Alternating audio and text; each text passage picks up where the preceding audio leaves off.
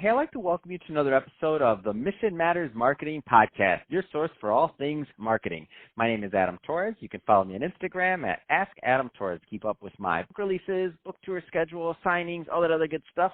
Always love to connect with you there. And as always, if you'd like to apply to become a co-author of one of my upcoming books, just head on over to the website, missionmatters.com, and click on Become an Author to apply. All right, so today I have Danielle Wiley on the line, and she's founder and CEO over at Sway Group. Danielle, welcome to the show.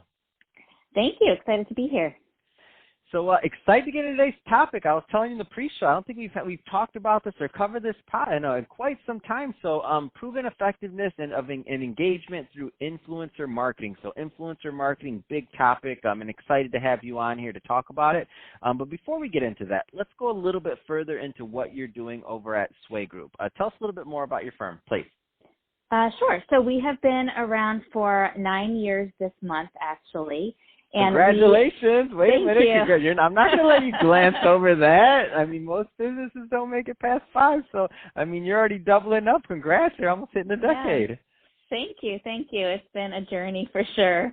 And what started as a small roster of about 25 mom bloggers has grown into a network of 30,000 influencers. Wow. On multiple platforms, all sorts of different verticals.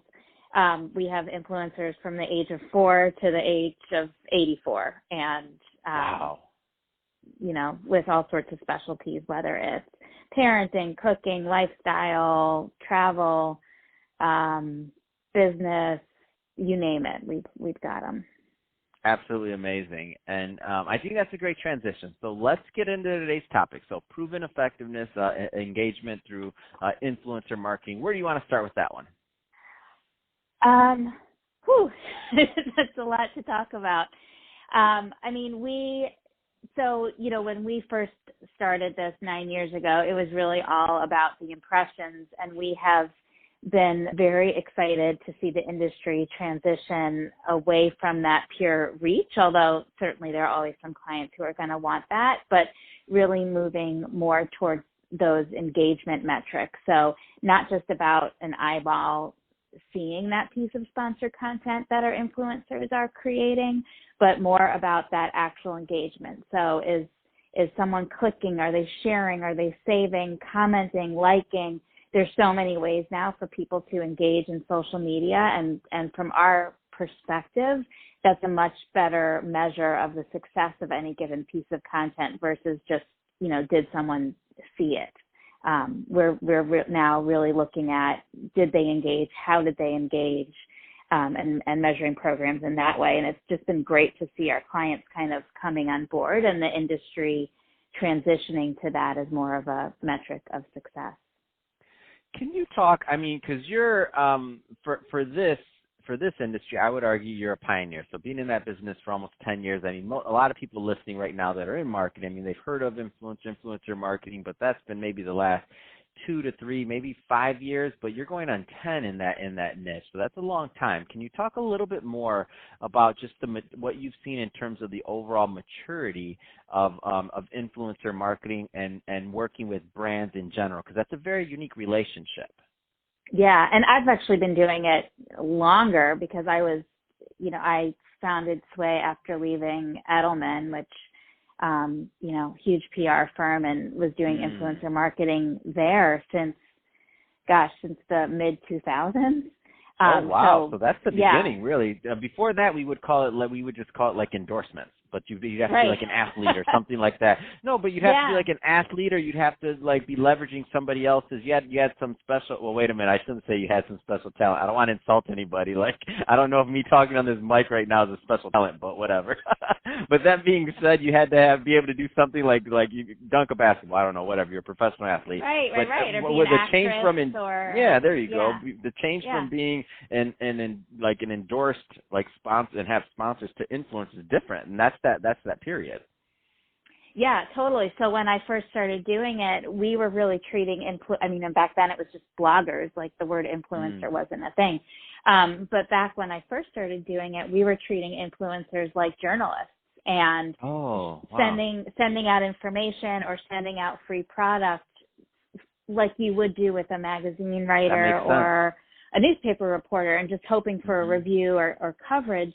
And then the industry, I think rightly so, shifted, and this realization kind of came into being that influencers really are more like spokespeople, and that which is kind of what you're talking about, and treating them more like a paid spokesperson made more sense in most cases than treating them like a journalist. And so in doing these programs, once money came into the equation and we started engaging in contracts with the influencers, that's really where Sway Group came about, actually, because it became incredibly complicated, just with doing all those contracts, finding the right people, engaging, measuring, all of that. So that's where Sway Group came about, because I was like, this is really messy and no one's doing a really good job of it. And I see that there's space to have this company in the middle that you can just call up and say, hey, here's what I'm trying to accomplish. Can you make it happen?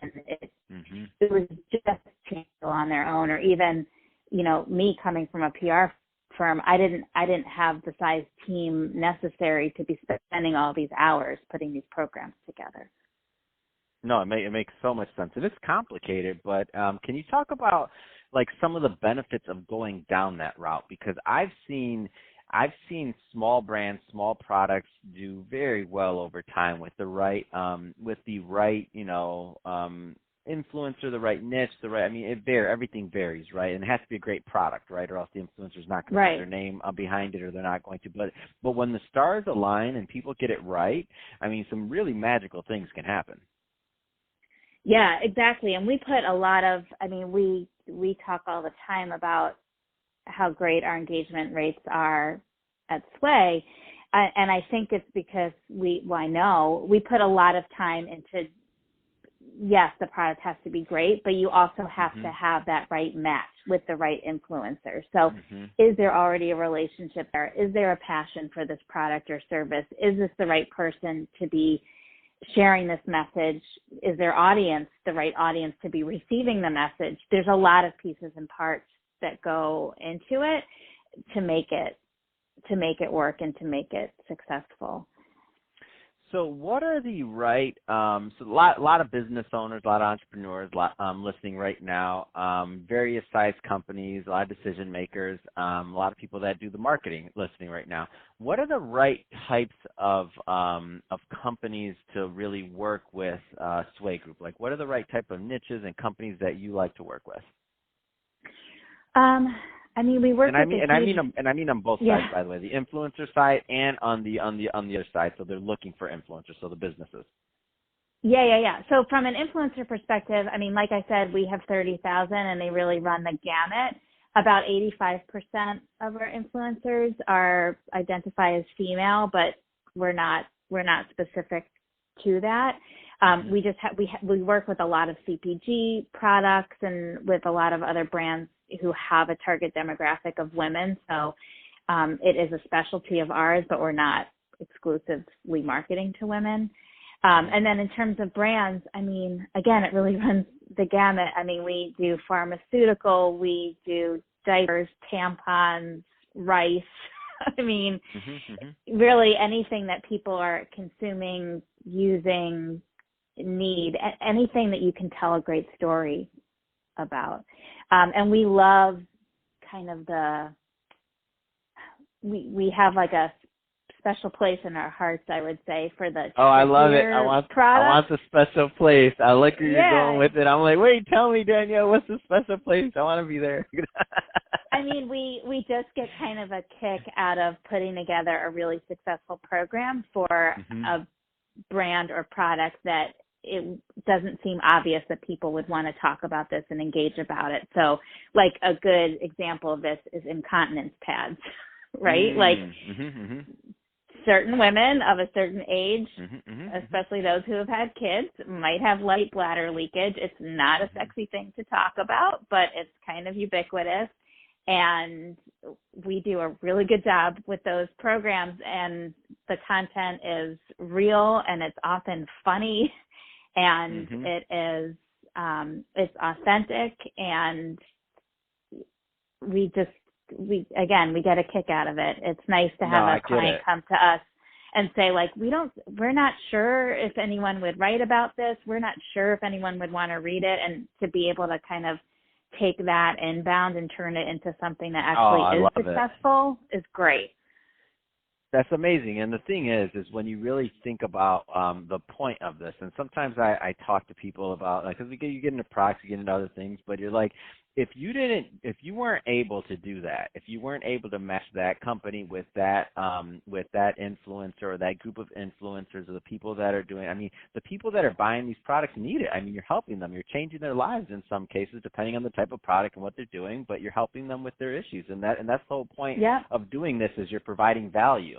And for the influencer, they're happy to provide value and to share that with their audience when it makes sense. And to me, it's the ultimate, like, win-win-win is what it comes down to. The consumer wins, the marketer wins, Sway Group wins. I mean, everybody really wins in that case. And then the people that ultimately buy it obviously win because they benefit from the product, but they also don't feel like they're being sold to. So they're choosing to buy and they're choosing to engage with that, and they don't feel like they're having it, you know what I mean? They're just being brainwashed with it by, 1,000 commercials all day long that are just kind of chasing them everywhere, right? So it's a more authentic connection to the brand too, which, by the way, I have nothing against cookies or anything else. This is a marketing podcast. I was like, what are you talking about, Adam? We don't chase people. Okay, whatever. I don't care. but that being said, this is an influencer episode, so leave us alone. So that being said, Danielle, if somebody is listening to this right now and they're either on the influencer side or they're on the business side and they want to learn more about Sway Group, what's the best way for them to reach out and to connect with your team? I mean, our website is swaygroup.com, and we are also super active on Twitter at Sway Group, but you can find us either one of those places. Fantastic. Well, Danielle, it's been great having you on the show today. Really appreciate you coming on and giving us more of your background and what's going on in the influencer marketing landscape. And to the audience, as always, thank you for tuning in. Hope you got a lot of value out of this. If you did, don't forget to subscribe to the podcast, leave me a review on the Apple iTunes Store, and if you're watching this on our YouTube channel, Mission Matters Marketing, definitely give us a subscribe there, but also leave us some comments in the comment section. I mean, love to know what kind of projects and things that you're working on. And Danielle, thanks again for coming on the show.